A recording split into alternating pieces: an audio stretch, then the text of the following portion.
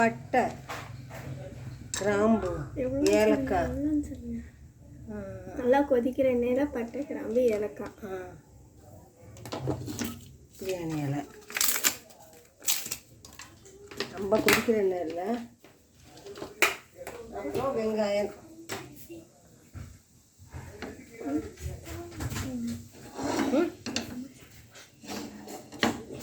பேசுங்க.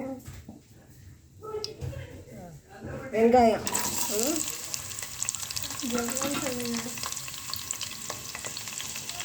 ஒரு கிலோ கடிக்க வேண்டிய வெங்காயம். நீ தான் சொன்ன 2 வெங்காயம் போடணும். 3 தக்காளி இப்போ சேர்க்கணும்.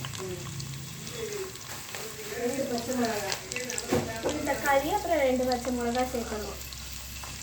இது ஆவரேஜாக ஒரு 4 பேர் சாப்பிடலாம். இல்லை 4 to 6 பேர் சாப்பிடலாம்.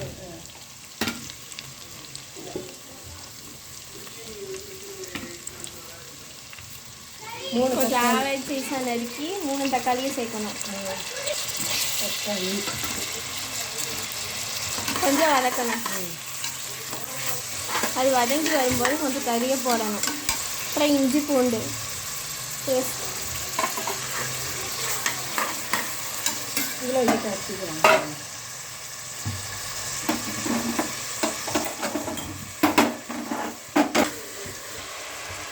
அப்புறம் கொஞ்சம் மஞ்சள் பொடி, ஒரு குட்டி ஸ்பூன் மஞ்சள் பொடி.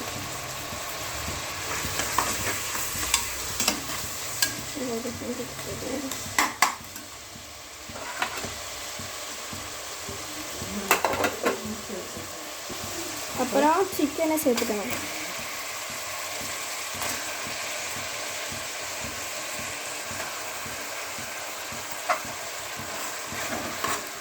சிக்கனை சேர்த்துட்டு வதக்கணும். நல்லா வதக்கணும்.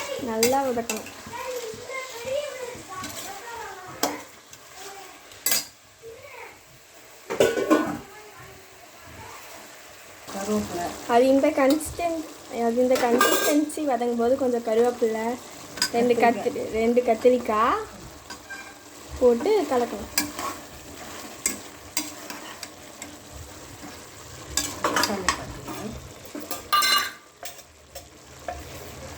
அப்புறம் ஒரு ஆவரேஜ் ஸ்பூன் வத்தல் பொடி, 1 ஸ்பூன் வத்தல் பொடி,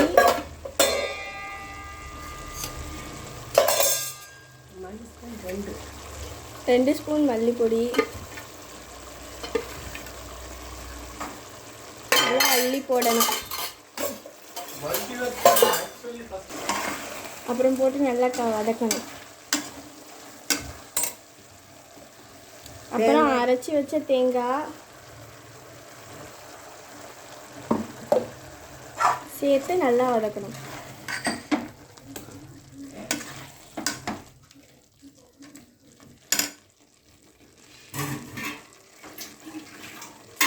அப்புறம்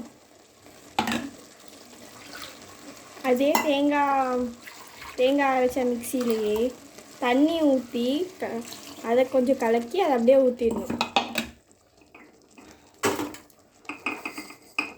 அப்புறம் தேவையான அளவு கல்லுப்பு சேர்த்து வதக்கணும்.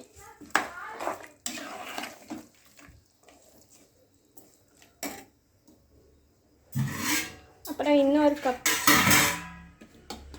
மறுபடியும் அதே மிக்சியில் சேர்த்து கலக்கி ஊற்றணும்.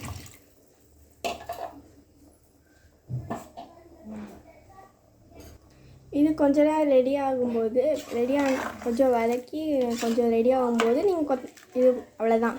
இது வதக்கி இது ரெடி ஆகிடுச்சு. கொஞ்ச நேரம் அடுப்பில் இருந்துட்டு இறக்கி கொத்தமல்லி போடணும்.